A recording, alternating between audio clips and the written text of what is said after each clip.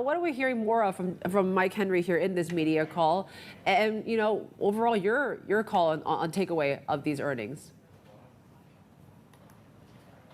Hey, morning. Well, as you say, the initial numbers don't look great, do they? Underlying attributable profit down about a third to 6.6 billion. That's on the back of that sharp sell-off in prices of BHP's key commodities, iron ore and copper, in the second half of last year. So as you say, shares down this morning in response both to that weaker result and also the move to cut the dividend. That's down from the same period a year ago. And yet what we've been hearing from Mike Henry this morning is that the outlook is rosier. He's certainly been talking about the potential strength of that China reopening and that feeding into demand for raw materials. And BHP saying they're very positive for the rest of this half and also into the rest of the rest of the year.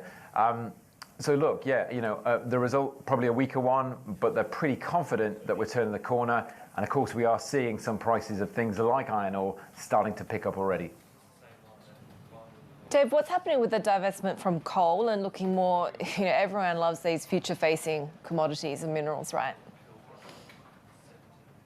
Yeah, we heard a little more already this morning about the kind of reshaping of BHP's portfolio. They've been doing a lot of work over the past couple of years to sort of realign the kind of things they mine with minerals that are going to be more important in the energy transition, trying to get rid of some things that are out of favor, less popular, more polluting, things like coking coal, some of their less high quality coking coal assets. They've confirmed that they're looking to divest another 2 metallurgical coal mines in Queensland. Those are mines that produce coal for steel making. They're held currently in a joint venture with Mitsubishi. Pretty small assets though, not a massive divestment.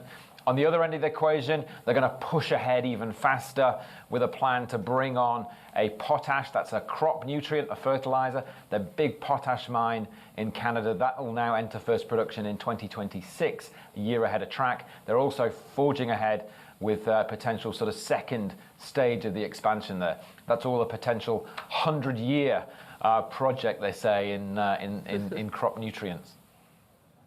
Yeah, that's certainly a long-term one.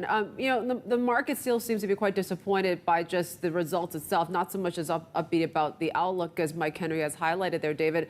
We're having an interview with him coming up after this media call. What do you think is going to be the biggest question that we need to be asking him?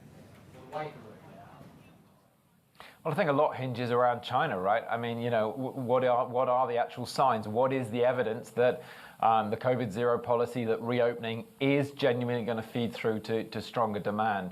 Because that seems to be the sort of linchpin of BHP's argument. They're talking about the prospect for a stronger China, stronger growth in China, plus potentially better growth in India being a counterbalance against a pretty gloomy outlook in their view for other markets like Europe and the US. So I guess it's, how much investors are buying into that. I think investors remain quite skeptical. What would be great to hear from Mike Henry is what's giving him confidence that China really is going to come back and come back strongly.